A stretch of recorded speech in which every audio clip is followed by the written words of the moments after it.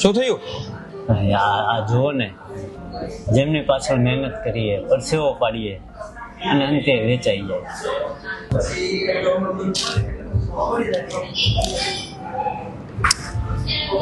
વાત તો સાચી છે, પણ સાંભળ કે તારા ઘરમાં ચોરી થાય તો આપણે સજા કોને આપવાની? કે આપણે ચોરને જ સ્વાભાવિક છે કે ચોરને જ સજા આપવાની. તો અત્યારે નિરાશ થવાનો સમય નથી, અત્યારે નિર્ણય લેવાનો સમય છે. આપણે હિંમત કોની વધારવાની છે? જેના ઘરમાં ચોરી થઈ છે એની, કે જેને ચોરી કરી છે એની?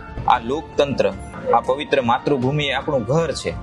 તો એમાં વારે વારે જે ચોરી કરી જાય છે, આપણા જનમતની ચોરી કરી જાય છે, એ તો ઈચ્છે છે કે લોકશાહીમાં આશા રાખતા તમામ લોકો નિરાશ થઈ અને પોતાના ઘરની લાઈટ બંધ કરી દે. એટલે કે લોકશાહીની લાઈટ બંધ કરી દે. એટલે લાઈટ બંધ થઈ જાય તો ચારે બાજુ અંધારું ફેલાઈ જાય ને અંધારામાં ચોર ચોરી કરી લે.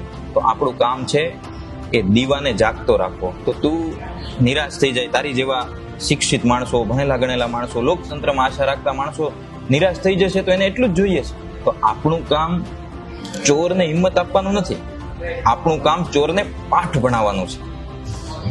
એટલે આ નિરાશાનો નહીં, નિર્ણય લેવાનો સમય છે. અને એનો એક જ જવાબ છે, તારી નિરાશાને ખંખેરી નાખી અને તાકાતથી 50 લોકોને જાગૃત કર કે આ સમય છે એ ચોરને પાઠ ભણાવવાનો છે, નહીં કે નિરાશ થઈ જઈએ. એ આપણે આ રાષ્ટ્ર પ્રત્યેની, આ દેશ પ્રત્યેની સાચી નિષ્ઠા, સાચી ભક્તિ છે. સમાજ છે એમાં ચોર ચોરી કરતા રહેવાનું. તો સમાજના સજ્જનોએ ચોરના ડરથી કે ચોર ચોરી કરે છે એવી નિરાશાથી પોતાનું કામ છોડી દેવાનું. તમારી બધી વાત સાચી, પણ હવે એમ તો થાય ને કે કંઈક તો અટકવું જોઈએ ને. એ વાત પણ સાચી છે.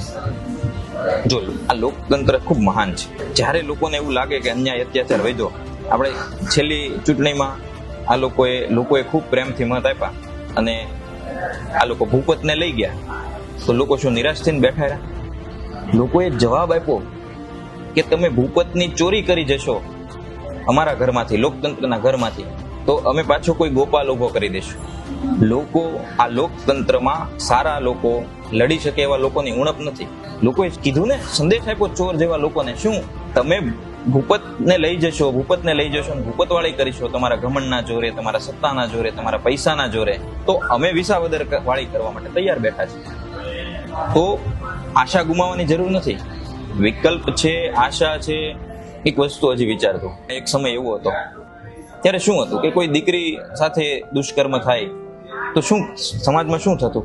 એ દીકરી મોઢું બતાવવા લાયક ન રહે, એના બાપને બિચારાને શરમ થાય, સંકોચ થાય. પણ એ સમય ગયો. આપણે આધુનિક સમયમાં રહીએ છીએ, ભણેલા ગણેલા લોકો છીએ, જાગૃત લોકો છીએ. તો એ દીકરી કે એના દીકરીના બાપનો કોઈ દોષ નથી. દોષ તો એ બલાત્કારી માણસનો છે, દોષ તો એ દુષ્કૃત્ય કરવા વાળા માણસનો છે. તો એક જાગૃત નાગરિક તરીકે આપણે સમજવું જોઈએ કે લોકતંત્રની આબરૂ લૂંટવા વાળા કોણ છે, લોકતંત્રનું ચીરહરણ કરવા વાળા કોણ છે. તો આ સમય છે એવા લોકોને પાઠ ભણાવવાનો.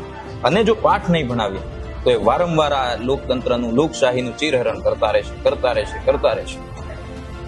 તો આપણે આ દેશ પ્રત્યેની આ જવાબદારી છે. નિરાશ થવાનો સમય નથી. જે આજે આપણે વાંચીએ છીએ, ગીતા વાંચીએ છીએ, મહાભારત વાંચીએ છીએ, અર્જુનની આ જ સ્થિતિ હતી જે રીતે તારી નિરાશા છે.